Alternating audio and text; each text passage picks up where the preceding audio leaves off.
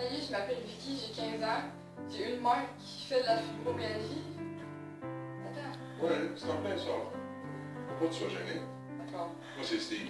Je suis le conjoint de Annie, qui est atteinte effectivement de fibromyalgie puis de spondylarthrite ankylosante. On va faire un témoignage des personnes qui ont à subir cette maladie sans l'avoir. Ce qui veut dire de vivre avec une personne qui est atteinte de ça. Souvent, on a des témoignages de personnes qui ont cette maladie.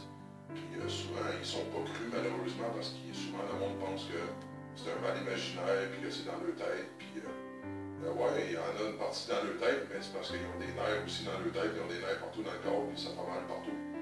De la pointe des cheveux jusqu'à la grosse orteil.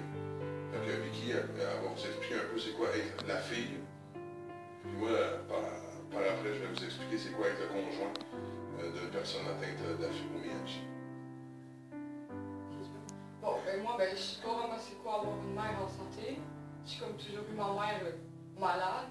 Mais c'est sûr que ça implique comme plus de responsabilité, plus d'inquiétude, mais ça reste que c'est comme dans mon quotidien. Tu sais, j'ai jamais eu moins de choses à faire qu'en ce moment. Puis tu sais, des fois tu t'en vas à l'école, tu es comme inquiète parce que tu sais pas si ta mère va être correcte ou pas. Tu sais pas si ta mère va connaître tes enfants plus tard, ça va être grand-mère ou pas. Puis des fois, quand elle fait pas, mais c'est sûr que c'est inquiétant. Tu cherches plus de choses, tu vas être présente, tu n'as comme pas le goût de sortir avec tes amis dehors. Parce que tu sais pas si ta mère va être correcte toute seule ou pas.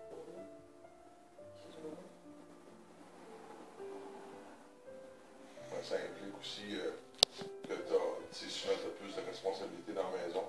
T'occuper de ta soeur un peu plus, parce que des fois ta mère n'a pas l'énergie pour le faire.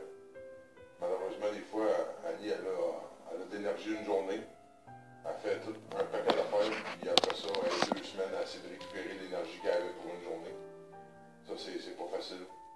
De mon côté, moi, ce que ça a impliqué, c'est qu'il a fallu que je lâche ma job de jour, puis que je travaille plus de soir pour être présent le jour.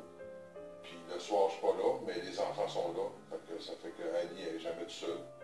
Parce que tout seul, c'est pas évident. On ne sait jamais quand est-ce qu'elle peut perdre connaissance. Ça y est déjà arrivé. Ou paralyser des jambes, ça y est déjà arrivé aussi.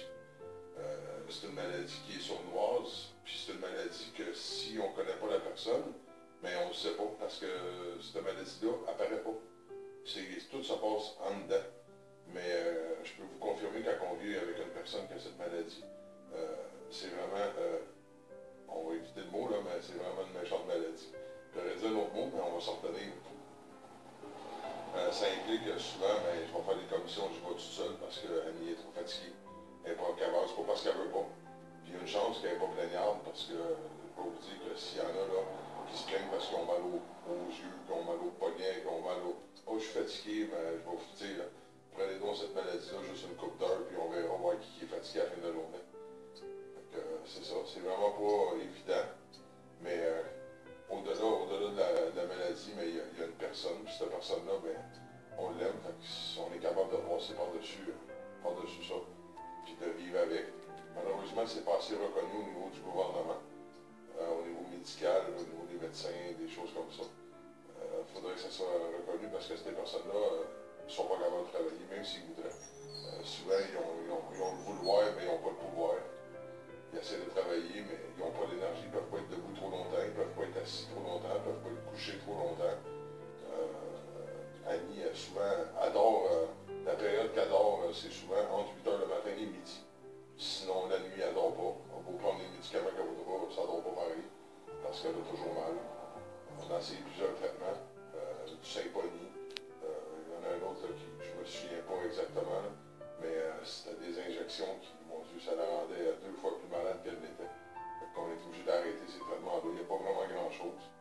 Malheureusement, c'est une maladie qui est dégénérative. Tout ce qu'on peut faire, tout ce que les médicaments font, c'est de la ralentir. Il n'y a rien qui peut la guérir pour l'instant. Tout ce que ça fait, c'est de ralentir le processus de la maladie. Puis espérer qu'elle ne se ramasse pas en chaise roulante tout de suite. Puis éventuellement, c'est sûr que souvent j'ai dit que ça va venir à ça. J'aime autant qu'à se le mettre dans la tête parce qu'éventuellement, c'est ça qui va arriver. C'est sûr, parce que cette maladie-là, comme j'ai dit, elle est dégénérative. Tant aussi longtemps qu'ils n'auront pas le traitement pour arrêter la maladie, c'est l'avenir qui attend toutes les personnes atteintes de cette maladie. Puis tant aussi longtemps que le gouvernement ne reconnaîtra pas cette maladie-là, mais d'après moi, ils ne seront pas capables de trouver de traitement pour ça. Donc, en attendant, mais on vit avec, puis on se bat contre la maladie, puis on se bat contre le gouvernement. C'est double bataille. Puis souvent, mais cette personne-là, ben, qui ont cette maladie-là, n'a pas l'énergie de se battre toute seule. Donc, ceux qui sont tout seuls avec cette maladie-là, ben, malheureusement, souvent, ne passent pas au travail. Donc, c'est ce que j'avais à dire sur ce crise de maladie-là. Je l'ai dit. Parce que c'est vraiment pas... C'est pas une maladie qui est le fun en Dieu. Ni pour celle qui l'a, puis ni pour ceux qui vivent avec. Sur ce, merci.